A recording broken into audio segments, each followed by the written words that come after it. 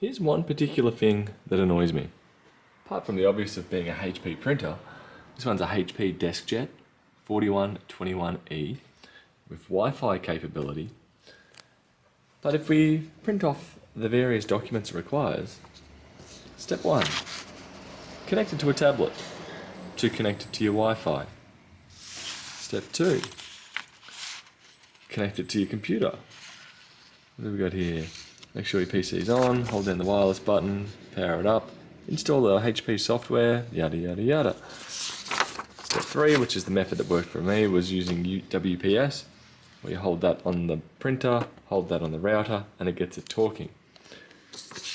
But I find it comical, like if you didn't have the access to the internet, you didn't have any paper, or you didn't have any ink, you wouldn't be able to print off the instructions to be able to get this to actually talk to one of them. Especially when we just have a little monochrome LCD panel here.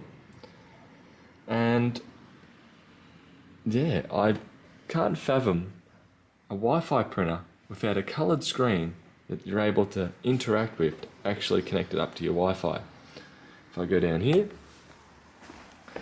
to my older brother printer, and if it wants to display, we have a coloured screen.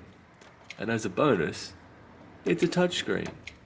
And I can tell it to join up perfectly fine with this.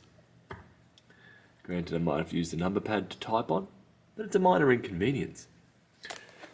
It's certainly a lot better than having to print out some paperwork instructing you to install some HP software to then be able to get it to talk to it.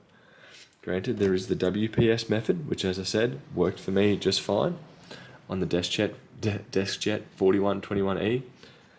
But it'd be so much easier if I could just search for Wi-Fi networks and tell it to join on here, especially if you're in the middle of changing routers, like this particular customer is. Anyway, just a little rant. Do better. Do better.